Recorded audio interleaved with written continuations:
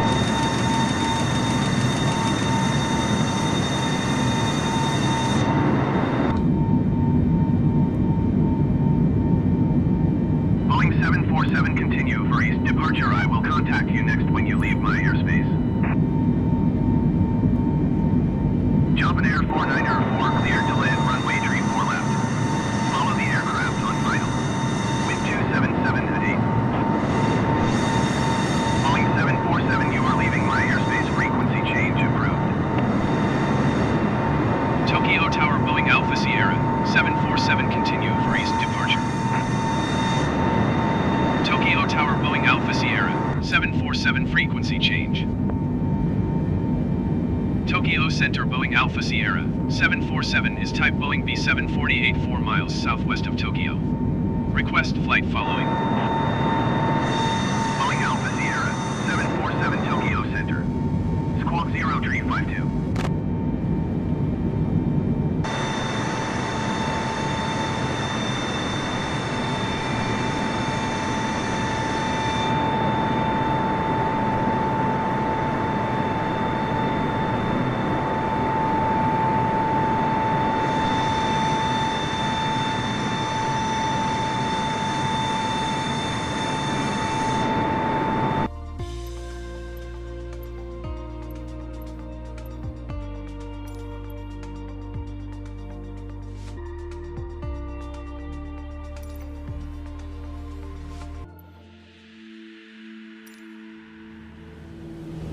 Welcome to flight training. I'm your instructor, Captain Molina, but you can just call me Jess.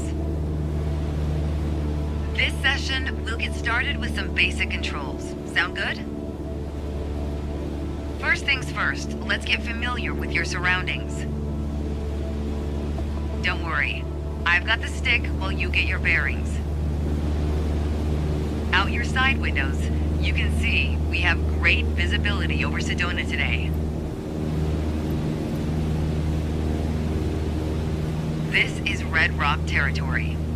Beautiful, isn't it?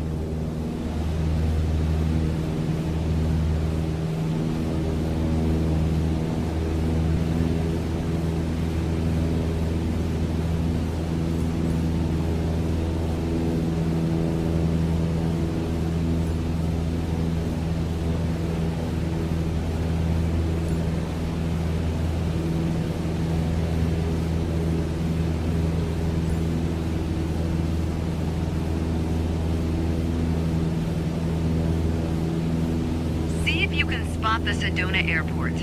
The runway should be a pretty easy landmark to find.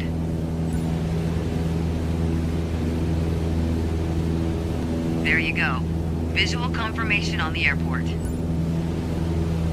Now that we're oriented, it's your turn.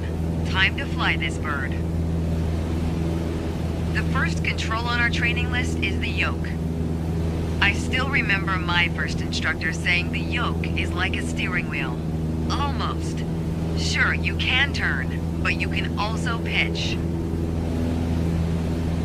For starters, it controls the ailerons. And the ailerons, they allow the plane to roll and bank into turns. Go ahead and try rolling to the right. Nice. Now let's see you level back out.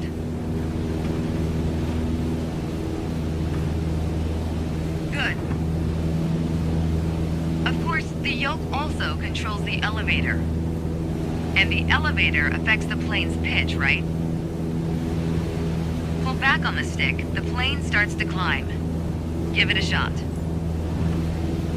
The most valuable things in aviation are speed and altitude. But notice, when you're pitching up, your speed is decreasing. You could add more power. Or for now, let's just pitch down. Just like that, your speed's picking up again as the nose pitches down. As you level back out, let's talk about another control, the rudders at your feet. Rudder pedals control the aircraft's side-to-side movement, also known as yaw. On the ground, those pedals are going to steer the plane left or right. Up here, they properly align us during turns. Try them out and watch the plane's nose skew to either side. Simple enough, right? Before we go on, let's bring the plane back to straight-up flight. Make sure your dashboard is aligned 3 to 4 inches below the horizon for a cruise attitude. Okay, the last thing we're gonna cover now is the throttle. If you have the need for speed, then the throttle's for you. Full control over the power output of the engine. Let's see what happens when you cut all the power. Surprise, surprise, our altitude is decreasing. This might be a good time for a piloting PSA.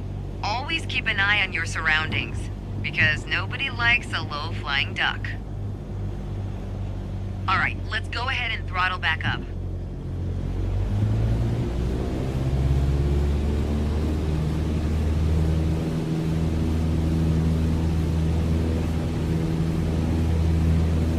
There you go. Speed is increasing, and as long as we maintain the same attitude, our altitude will keep climbing too.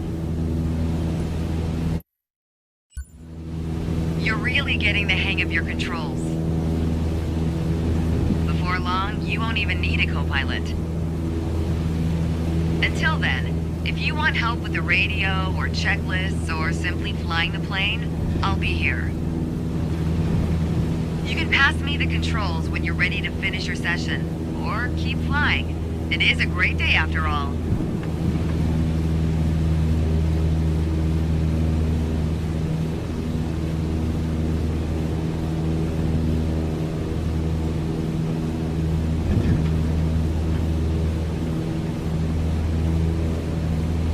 All right, I have control. Good job.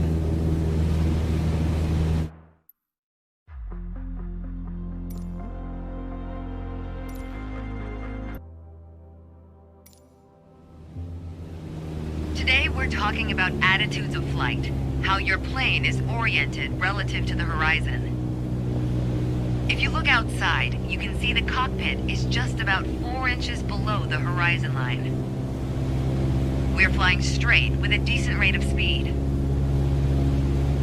This is the cruise attitude. Let's see how it reads on your instruments.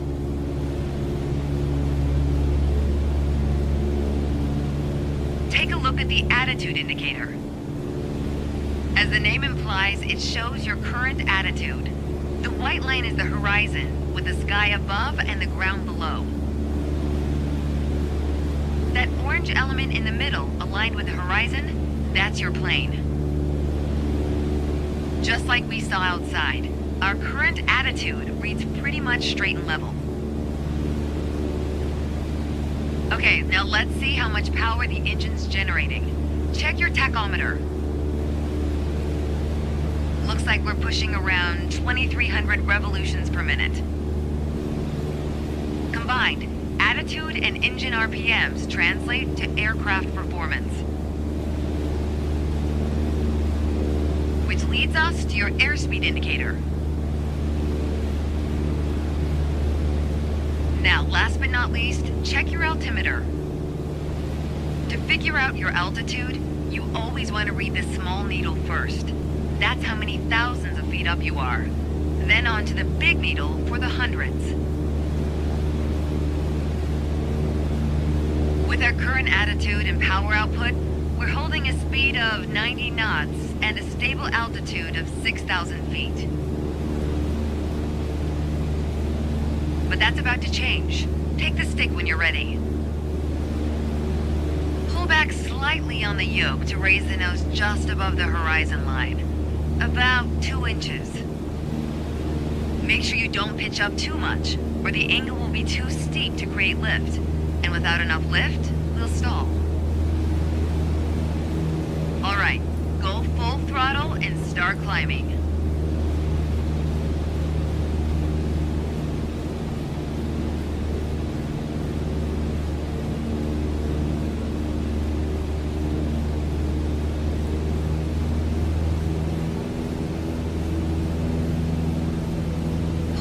Slightly on the yoke to raise the nose just above the horizon line. About 2 inches. Welcome to the climb attitude. See how it shows up on your attitude indicator and tachometer? According to your altimeter, we're gaining altitude. But we're losing airspeed even at full throttle, proving you can't avoid basic physics while making a climb. Okay, before we go on, let's get back to a cruise attitude. Ease up on the yoke and aim your nose just below the horizon. Then throttle back down to 2,300 RPMs.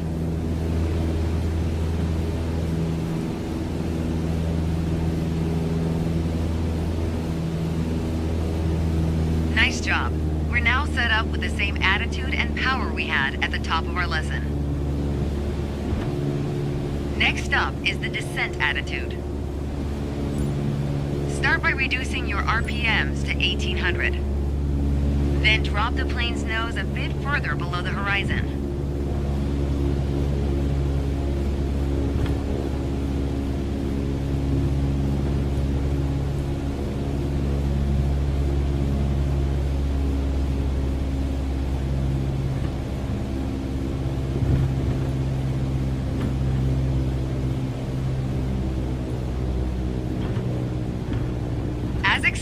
With a nose-down attitude, our altitude is decreasing, while our speed is picking up. Why don't you get us back to a cruise attitude, and we'll hit the last part of our lesson.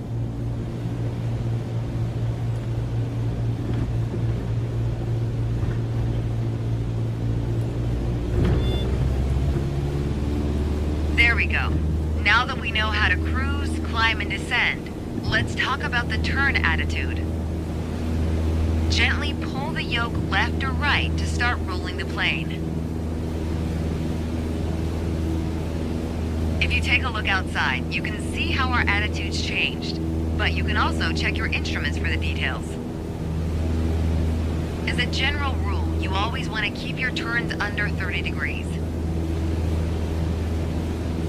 At the top of your attitude indicator, there's a series of notches representing 10 degrees each. Use them to control your roll.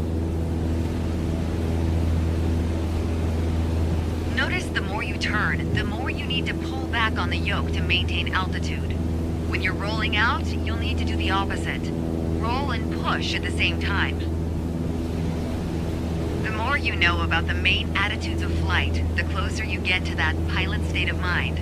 So keep practicing, and whenever you're done, pass me the controls.